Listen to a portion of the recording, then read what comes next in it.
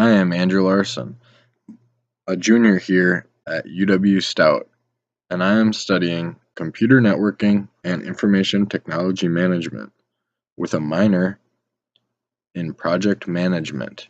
And here I will give my presentation on our final project.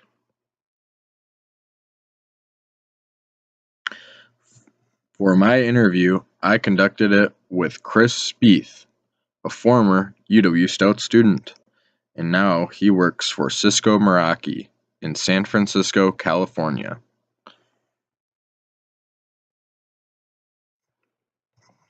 For my interview, I chose Chris Spieth because he was a good mentor and friend when he went here to UW Stout. He is extremely knowledgeable in the field, and he is newer to the IT professional field and brings a fresh set of eyes to it. Chris graduated here last May and took his first full-time position in the professional IT field as a network support engineer for Cisco Meraki. That is a picture of Chris on the right with a black and gray striped tie, as him and his friend Bryce took first place at a net design competition that Stout goes to every year.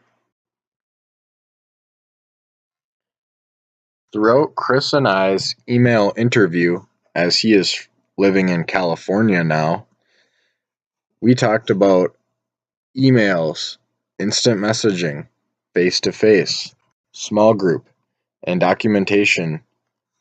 These are all types of communication that he uses on a daily basis as a network support engineer at Cisco Meraki, and I will further talk about these in the rest of the presentation.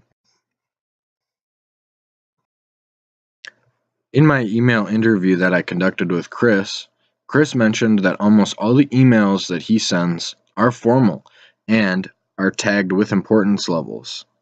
The importance levels are so that the emails are all prioritized with the urgency that they needed to be fixed or responded back to. Chris also mentioned that in his face-to-face interactions with upper management, he will constantly be sending them follow-up emails on what they discussed and things that he needs to do throughout the meeting so that he has all that necessary information in written form if he needs to later reference it.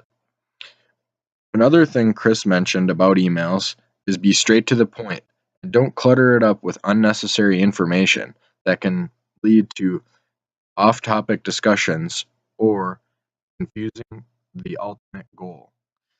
The details matter.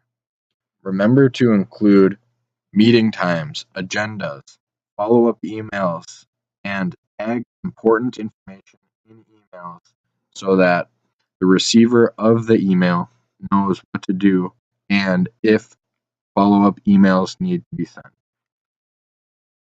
Another topic that Chris and I talked about in our interview was instant messaging.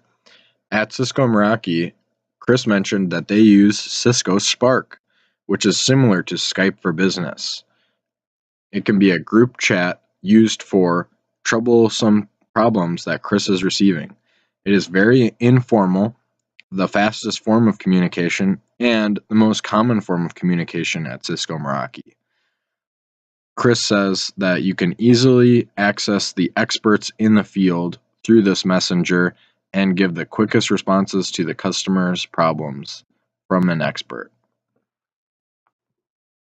The other major form of communication that me and Chris touched on our interview was documentation. Documentation is very important, and Chris said he uses it 99% of the time to explain the problems that customers are having because the documentation can usually explain the problems better than he could to the customers. Chris mentioned that when he's creating documentation, which doesn't happen very often, to make sure to use company standards or templates because they are usually already in place. He uses these documentations on a daily basis and they are accessed by almost everyone that is a network support engineer at Cisco Meraki. So be very detailed and include step-by-step processes before fixing the problem. Be straight to the point, and also, Chris mentioned, create indications of important steps by highlighting, tagging, or commenting next to it to make sure that these steps are done properly. Lastly, make sure the documentation is easy to use and can be interpreted by all the other network support engineers that will be using it as well. One of the last things that Chris and I talked about in our interview was what types of communications are best for future IT professionals in the field. Chris mentioned right away, writing instructions and documentation are major keys for IT professionals. In addition to that, writing formal emails is another major key, and Chris never thought that he would be writing as many formal emails as he is now. Lastly, Chris also mentioned that group, face-to-face interaction, and presentations happen often as well, and IT professionals looking to enter the professional field should also be proficient in that as well.